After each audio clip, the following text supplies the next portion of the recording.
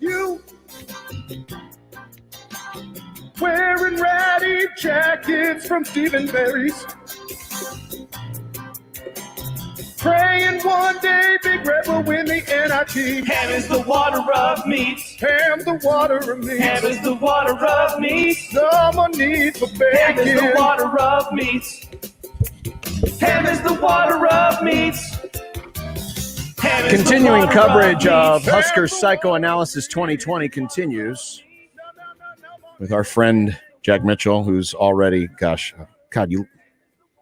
I just looked at him on the screen. He just looks so depressed. Now it's the double-fisted, squishy face. No. I mean, you should at least be a skosh happy you won't have to see your in-laws this year. Yeah. I'm not going anywhere for Thanksgiving. I mean, there's nothing on the calendar, John. There's nothing on the calendar but Nebraska sporting events that will be miserable to watch. So yeah, a lot to be thankful for this year. The Creighton game is a few weeks away. Friday night? No, Friday afternoon. No, it is Friday night. It is Friday night. There you go. We got a 6 o'clock. Honestly, that's the first sporting event that's been scheduled at a reasonable time since sports has gotten restarted, which is amazing. Yeah, I know. That 4 a.m. World Series Game 7 was a little very strange. A little inconvenient. Very strange. We talked about this during the crossover. One of the problems with Nebraska football right now is it's that they're losing, and our identification of the problems seem to be going down the same rabbit holes as years past, where we're questioning our coaches connecting with players, or coaches, doing this right, doing that right, where it's not an issue of being grossly out talented or anything like that. It's not a different reason. It seems like they're the same reasons. We're just changing out the actors in the play. Is that you're nodding your head? So you see. Yeah. That's exactly. It's crazy. I had Dirk on my show today, and we were talking about this exact thing. And you think you found the root cause of it time and time and time again, and everyone's sure you found the root cause of it. The root cause of it was Steve Peterson. The root cause of it was Bill Callahan. The root cause of it was Bo Pelini. The root cause of it was Mike Riley and everything that he put into, and that was never it. As sure as even me at some of these times, as sure as I was that those were the problems, I was always wrong. And it's frustrating because now, like, where else do you go at this point? Like anyone who tries to tell me, like, I listen to you guys call in show afterwards, and everybody's got a theory now. But the thing is, they were all wrong the first few times. I don't believe anyone now. If it's the coaching, whatever theory it is, no one's ever been able to actually prove that they know what's wrong and are able to fix it with what they think will work. No one thought this would be the case with Scott Frost. Everyone was wrong. They thought that was the change that would make it happen. That Mike Riley's culture into Scott Frost culture would change it. They were all wrong. It's this weird place to be in where I don't trust anyone right now with their assessment of what's going on because, it's boy who cried wolf at this point for me. All right. Well, I'm sorry then to give you another theory, but you saying that reminded me of a conversation that I was having with a friend this weekend. And he was theorizing that there is something about, because we were talking about Matt Campbell. I think he came up on the show on Saturday. Yes, he did. And he heard us talking about Matt Campbell. And he had that question that I think a lot of people have of like, how is Matt Campbell able to have success? And meanwhile, a Scott Frost or a Mike Riley, Bo Pelini, whomever it is, can at Nebraska. And his theory was, is the amount of stuff that is tied to tradition, does it just weigh this place down so much that it becomes such an acknowledgement of everything? And now you have the head coach that's acknowledging it more than any head coach in the past. Is that an anchor? Or is that just another one of the excuses in a long line of excuses? Yeah, I think to some degree it is. I think it takes the expectation of winning, the constant expectation that, Nebraska is a great program and they need to rightfully take their place again as a great program. But every little victory kind of falls short of that actual goal. And because of that, it becomes a joyless program. There's never the only time that you can take joy. I mean, was there truly joy after that Penn State win within the coaching? I mean, what did Scott Frost say? He was relieved. We needed that. I mean, I desperately needed that. I mean, when Matt Campbell wins at Iowa State, when they get upsets at Iowa State, it's pure joy, right?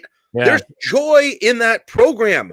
Look at Indiana with Tom Allen right now. Like Indiana loses and they're still like fired up about there's it. There's joy in that program among the fans, among the team, among the coaching staff.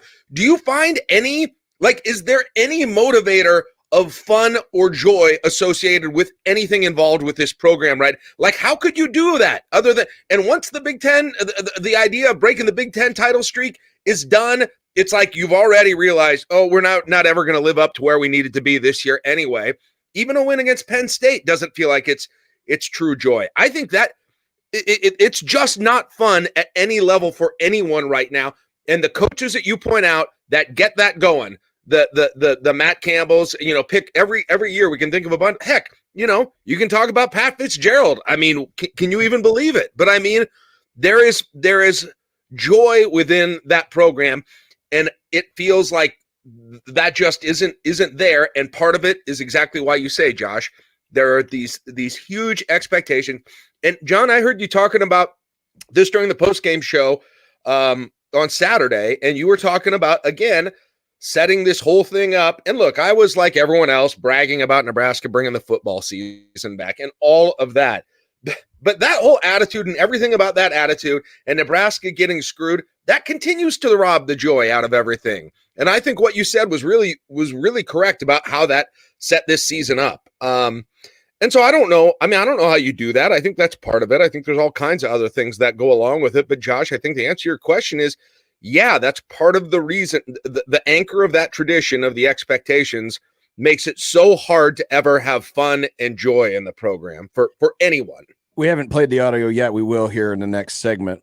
But Scott Frost was asked on a couple of different occasions about quarterback, and he continues to say the same thing he said, and that is whoever gives us the best chance to win is going to play. So if I am hearing this right, means it could be either one. And in my eyes, I think it's going to be Adrian. The guy that gave you the best chance to win last week didn't play until the last series. Yeah. So how do you continue to bounce? You're dealing with all these other issues, and now you're dealing with the one issue that tends to divide teams more than any, and that is playing this Rolodex of who's going to be quarterback. Are you in the camp of it should be Adrian this week? Yes. Because I think that gives them the best chance to win. I don't think, listen, the problems go obviously further than quarterback at this point. But if you ask me, now that I've a chance to see Adrian and all his problems and Luke McCaffrey and what he brings to the table and his problems, and now I get to make the choice based on all the intangibles, based upon what kind of game this is going to be, guys, I'll take Adrian right now with a little Luke mixed in, by the way, which is fine. When did this offense look its best this year?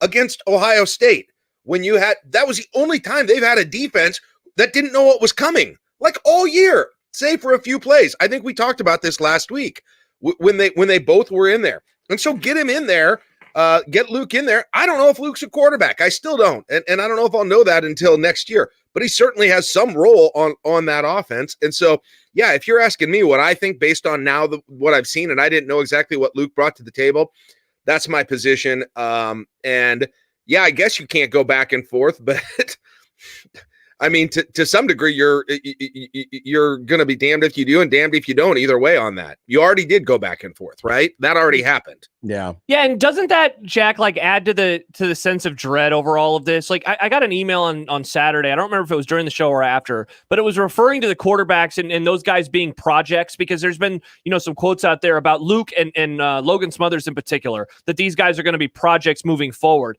And, the hope was, I think, that Adrian was going to hide all of these flaws for these other guys because they were going to be able to sit on the bench. They were going to be able to learn. And now you're suddenly looking at this offseason where, look, I would guess that one of the guys is going to leave because that's what happens in college football every year. and whomever is left behind, I don't know how much confidence there's going to be. And then the third string guy right now, he has the label of he's a project quarterback too. And so it's just this weird cycle of I don't know what to look forward to with this program at any point. And I know that that's even more depressing than the conversation we've had. But like next year's schedule is a bear. Oklahoma is on that schedule. Buffalo is on that schedule. Illinois is the opener. Like I don't know now where to find some like solace with this group. And I think a lot of that for a whole host of us, myself included, is quarterback. Yeah, no, I mean, the quarterback, the planning at the quarterback position has not gone in the way that this coaching staff expected by any means. And, the crazy thing is I think we thought that Frost got here. He had a very defined offensive system that you had seen at Oregon, that you had seen at Central Florida. And so they're going to look for specifically the types of quarterbacks that fit into this system. That was one of the selling points, I think, that went along with this offense, because we've had we've had year after year after year of quarterbacks that aren't quite a fit for the system. Tommy Armstrong under Mike Riley, right? Yeah. You remember that, the whole Tanner Lee experiment. You can go back, Joe Daly under Bill Callahan. And there was part of you that thought, okay, now he's got a system. It's well-defined. They know what kind of quarterback they like. They're going to be getting them. You didn't think they're going to be getting guys that that they don't quite know exactly what they have at the quarterback position. If they really are a quarterback, what type of quarterback they have. I don't think any of us anticipated that with the hiring of Scott Frost. And that was, I think that was confirmed in part with Adrian Martinez in the first year of Adrian Martinez. But since then, Josh, it's been the other direction. And that's part of the stability that I think Scott Frost the allure of Scott Frost when he was hired was because of that quarterback position. And it was so different than what they had for so long. Is the real reason you're depressed is the fact that this gives you no soapbox to rip on officiating because it was so bad? Yeah. I wasn't even mad. I wasn't even mad after the game. I mean, that said, I will still say, had that call went the right way, the game could have turned out completely differently. That's just a fact of probabilities. So, well, it's a fact of probabilities, but it also addresses something else, which we can get to later if we want. But it's that this team needs to have good things happen. But they scored on the very next drive. They do, but just the fact that they were playing from behind from the very beginning. Right. It could have impacted the game. I don't know. That was just down low. Actually, believe it or not, for me, that was down low on my complaints. And that wasn't the only one. I mean, the officiating in the Big Ten, guys, I can't even believe you go from that Purdue game, every game this weekend, the Nebraska game, it is at the point that the conference, it's an embarrassment for the conference. It's so bad. And that includes multiple plays in that Nebraska game. But that wasn't for me, even that wasn't on the top of my mind on Saturday night. And how about if they get it right, the depressing part is that play was horrible, and it should have been a penalty on Nebraska anyway because it was an illegal forward pass. Correct. It's like how is that the first play of the game? I was very confused, especially if you consider the next drive, the actual first drive of the game. Once again, look good, look crisp, look clean. They ran the ball right down the field. That was the strangest way that I could see them start. You could tell. I think McCaffrey was supposed to keep better distance with him. I think it was actually supposed to be more like an option play than a pass, but I think they lost their distance relative to one another. And you could see it working. I'm not going to go down the road of just destroying that play because honestly, it wasn't a horizontal pass and it wasn't a run up the middle for 1 yard. I mean, to be honest, I'm okay with a little bit of that stuff right now in this offense. We heard a little bit of it today from Scott Frost. He's still convinced that the program is in better shape than it was when he got here, talent-wise. The stuff that he describes that you can see inside the walls. But for those of us looking from the outside, and we just got done talking about how every year seems to be the same. We're always talking about the same existential problems, but it's just different actors. In what ways is this program better under Scott Frost? For a while, maybe a little bit longer. There's just not quite the toxicity around the fans and the coach and everything that goes with that. And the whole us against the world and us against the fans type thing. I guess. Listen, I'm digging a little deep. I guess that's better.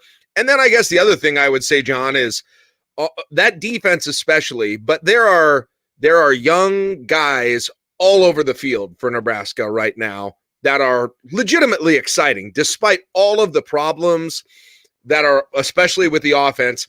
There are new young guys, freshmen and sophomores, who aren't going to even use a year of eligibility up this year. They're going to be back on the field year after year, and especially along that defense. That's something I don't remember feeling about a team in a long time, to be honest. So, yeah, you want to look at glass half full? I think that's a legitimate reason perhaps you are at glass half full, but it's hard for anyone to really believe that will come to fruition until they actually see that development, until they actually see that resulting in wins and those sorts of things. But I do think there's a real different feel in terms of how much young talent there is, individual players that I'm really excited for the next few years. Jack, look at Two Hoops. Are you excited at all about this season? Because I know I've started, just looking at the roster. I mean, looking at the roster for Creighton too. I'm wondering if as strange as this year's going to be, and who knows how many games are actually going to get played. Like I think I'm more excited for basketball locally from a both teams perspective than I have been in quite some time. I'm excited there's going to be games. I'm excited that it sounds like they have 3 games this week to watch, and it's not football, and it's something that I'm interested in. But, I feel like I'm punch drunk at this point, like a lot of Husker fans do. It's hard to really, you want one of these years, not that the preseason rankings, determine anything, but it would be nice one of these years if people looked at the roster and they said, yeah, you know what? That's an 8th place team, not always 13th and 14th. Yeah. Right. So that it feels like when you've got the experts looking at the team already, or at least how much quality is in the rest of the Big Ten, it makes you feel like, okay, here we go again. And so it's the same sort of thing. I'm excited to see him. No different than any other year, though, Josh, to be honest. Sure, every other year you've got sort of this hope but I was much more excited about the individual team in Tim Miles last year, the whole Roby and that whole group, and Glenn Watson and those guys, and James Palmer. So I'll be glad to see him play with a little bit less expectations. And you talk about joy, right? This is what I was talking about at the beginning. It's not hard to find joy for a little thing for Nebraska basketball, right? Sure, yeah. I mean, for me, you guys know how I follow this. If they would go 2-1 this week, if they beat Nevada on Thanksgiving afternoon, and they're 2-0 at that point, that's going to be a higher level of just joy than you had from Nebraska hanging on at the last minute to beat Penn State, at least for me. And that's, that's more like the Iowa State's Matt Campbell football of the world. So to that degree, I am looking forward to it. I've been excited to see Delano Banton for a long time. I'm really curious to see how how a guy that big, who's kind of a point guard at that size, plays and what he does to this offense. And maybe if the team looks more sort of set up for Fred Hoiberg's system. Now you realize before you even get, I guess the Nevada game would be before Friday, but how much will all that be dwarfed by a win on Friday? Yeah. Even without your in-laws in your presence. That's true. Now I just, forget everything I said about no joy, because for me, if they do it and then somebody blows a kiss, that's it. I'm out. I'm going to pass out in ecstasy if somebody blows a kiss to the Iowa sideline. And everything about this season, everything about last week, you guys, for me, and I understand I'm in the minority here, but for me, everything else is gravy, at least for a week at that point. I forget the Illinois game. I forget the Northwestern game, and I just soak that in. So, yeah, this is a big week for me.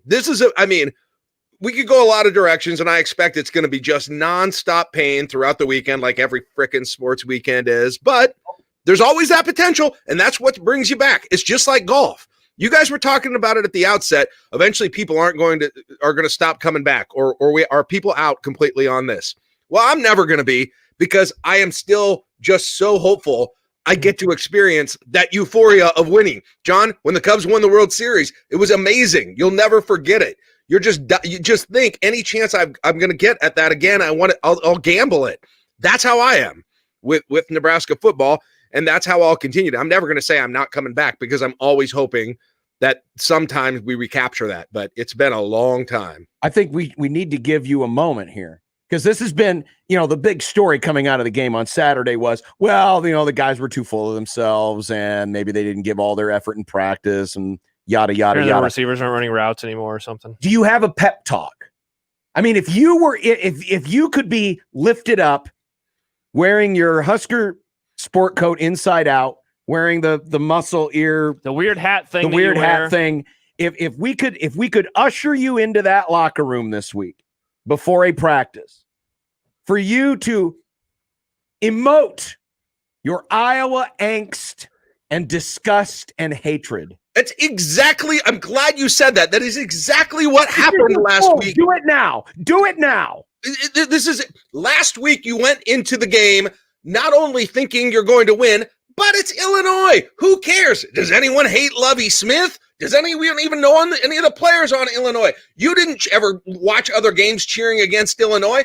Well, let me tell you, you were there, most of you, when Black Friday, they came in to Nebraska's house and not only beat you in the most heartbreaking fashion possible, but they blew a kiss at you. Are you going to forget that? It's time to get pissed at an opponent. It's time to say, you know what? I want to beat them because of who they are. You had none of that in your system last week. None of it. You thought you were going to walk on the field and you were better, and you didn't even need to care about the opponent. Well, guess what? They made you look stupid, and Iowa can't wait to do the exact same. So let a little anger, let a little hatred fester in your heart. It might help. It might help fuel you when you aren't seeing wide open receivers or aren't tackling or committing a penalty. Maybe that hatred will keep you in your stance for an extra 3 seconds longer. Iowa wants to beat you. You need to want to beat them more. The whole program needs to figure that out. That's it. I love that. I hate Iowa, so I'm not going to have a false start. It's a good idea. It's a good idea. I'm not going to lie. It was a good effort. Wow. You kind of put me on the spot here. But the fact that you didn't go to your tried and true, and their tight ends used to stand up at the end of the line of scrimmage. I don't think the young kids will even believe that. That's so weird. They'll be like, no, YouTube. No one ever did that, old guy. That's not even a thing. They get blown off the ball. Why would you ever do so? And they did not put their hands on their hip out like a weirdo. They did. You wouldn't believe it. Jack, what's on the Thanksgiving menu? I don't know. We have Turkey. to answer this. Turkey. I don't know. I'm not. My mom's doing it. I assume all the turkey, stuffing, green bean casserole. Well, I mean, I'm not. Listen. I don't like it. It's an overrated meal. It blah is. blah blah. Good take. Oh, Well, I don't know. Ham is the water of meats. People don't understand what that means. Turkey is much worse than ham. Yes. I mean, I would prefer ham to turkey for this meal. But again, we have our biggest celebrations of the year, and we've picked the two crappiest meats possible for them. We've got all these great meats that we have like on a Tuesday for dinner, but then, we're giving thanks for everything, or Jesus rose from the dead, and let's pick the crappiest two meats possible for those two occasions. I'm having fried chicken this week. That'd be better. fried chicken any day. I love fried chicken, but I'm going to have it homemade fried chicken. Not only is turkey is the crappiest meat, it's the most difficult to prepare for how crappy it is. Yes. The amount of time and effort that is required for that result. Okay. It is the least efficient meat in all of meat world. Are you ready for this? 2 weeks ago, or was it 3? I don't know. Ravi and I, we compared every Thanksgiving food to every Big Ten team. And we compared turkey, both of us did, without knowing, to Nebraska. You know what? You just made that reasoning even better. Nebraska football and the fan base and all that they give to that program, the return on the investment, garbage. Just like the return on the investment for making a turkey. Turkey sucks. Preparing a turkey is like running Nebraska's offensive game plan right now. A whole lot of movement, a whole lot of other stuff, but in the end, was it really worth it? No. Nebraska is the turkey of football. Sad. By the way, now that you're at home for Thanksgiving, will you have your divided plate with the dividers, the school lunch tray? I don't have one of those yet, but I might, since we won't need that much room, maybe I'll just have separate plates. See, here's Great idea. See, because Jack's afraid of his food touching each other. I don't like my food touching each other. There are certain things I don't like. Our brothers, are you? I don't want the fruity food touching the. Would you ask your mom if maybe you had a younger brother and didn't know it? Oh, And we then they agree just on dump plenty. them off at the side of the road, and No, then- don't characterize it this way. Like Josh and I are in cahoots on everything. I take all of your good opinions and I take all of your good opinions and I combine them into one superhero, me. So what's that, like 90% of my opinions and 10% of John's? I don't know. There's a lot more. I mean, off the top of my head, I can think of a lot more things I agree with Josh on. In-N-Out fries, mayo. Yeah. I think there are a few of them, but I'm sure John's got some on some other things where I agree with him more than you. you two can continue to be wrong all you want. We What, will. are you saying turkey is awesome? Is that what you're saying? I enjoy turkey. I don't eat it all the time, but I enjoy it. But maybe I've just been blessed by either mothers or grandmothers or wives who knew how to cook it well. Wow, there are men who cook turkey in my family, John. Well, We don't just throw the women in the kitchen and leave them be. Sometimes we like helping. It's about giving thanks. With a crappy meat. Hey, and this hey, is we'd like to be thankful for the other 364 days a year. We don't have to eat this stupid meat. Amen. Amen, Jack. all right. Well, good luck this week. I know you're going to need it, and It's going to be terrible. I mean, Hey, the worst Saturday case- was bad. The potential for every week to be worse than the one before is just amazing, and it's absolutely there for me. by the way, are you scared that the Big Ten announced today that the Purdue game, they haven't announced the it'll kickoff be- time yet? It'll be 11 a.m. It'll be 11. I'm so. And, It's depending on the results of the week, they say. oh my gosh, did last week prove my point about 11 a.m. games? Just absolutely decimated the rest of that day. We all understand, right, that Nebraska is going to get matched up with Rutgers in the conference championship weekend and lose to Noah Veteran, right? We do all understand that. Oh no, Penn State's going to have the worst record. It'll be a rematch. I mean, with Penn State. Michigan State's in play too. Don't forget, Rutgers beat Michigan State. That's Yeah. true. Right now, right now, Nebraska would match up with Penn State. Remember, they said they don't want rematches, though.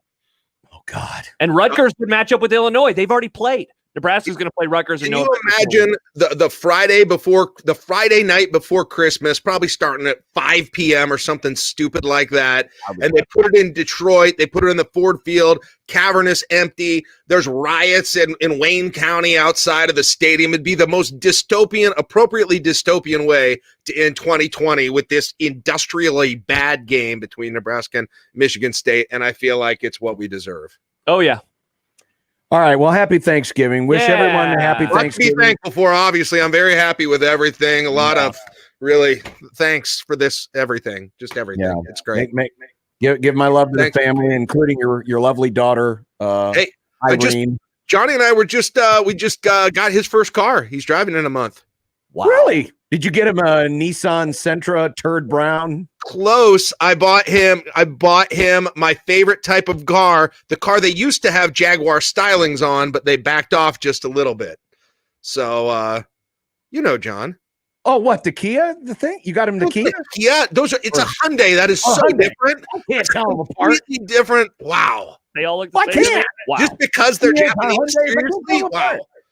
I can't tell the Kias and the Hyundais apart. I'm sorry. Wow, that's every type of Japanese car is very different, and I can't believe you said that. Hyundai is More than completely just different. those two. Unreal. And I believe isn't one of the two is Korean, right? Wow, I believe even worse. I believe Kia is Korean. Turn off my video right now. Oh, stop. Jack, real quick, one email about turkey. John says, someone tell Frost that adding one trash food to another trash food does not cause either trash food to cease being trash. Who eats cranberry sauce, and even worse, who adds it to turkey? Right. Yeah, Scott Frost said that at his press I conference. do, and I'm Team Scott Frost. That's true. It's like I enjoy it. It's good. nobody eats cranberry sauce and turkey for a regular meal for like lunch or a good dinner, and nobody throws horizontal passes when they're playing Madden or playing backyard football with their friends. Same situation. This conversation has really deteriorated. All right. We'll Bye, talk to you Jack. next week. Bye. There I he hope Craig goes. loses. Yeah. God. Yeah, I don't have a problem. I like the savory and the sweet. Yeah. Again, if the cranberry sauce is good, then there's no problems with it. I'm sorry that you are scared of Not good s- cranberry Not sauce. scared, just don't like it. I don't say you're scared of mayonnaise. You just don't like it. No, I'm not scared of mayonnaise. Exactly. I'm not scared of cranberry. I just don't like it. I didn't say I dislike mayonnaise. It's a base. Mm. There's a difference in the conversation. It's the base. Mm. It's like cranberry sauce. It's a It's base, the base for of the turkey. Gross. You and Scott Frost have fun. All right, we're going to come back And we will hear what Scott Frost had to say about his quarterbacks. But first, need to save the date for December 1st, Giving Tuesday, powered by Share Omaha. We all share the challenges of 2020, and together we show our strength by giving and doing all we can for each other. So, for Giving Tuesday, it's powered by Share Omaha. Let's harness the power of all. Donate, volunteer, or surprise someone with kindness. All ways of doing good bring us closer to a better future. Head to 1620thezone.com for all the details on how you can participate on Giving Tuesday. Back in a minute.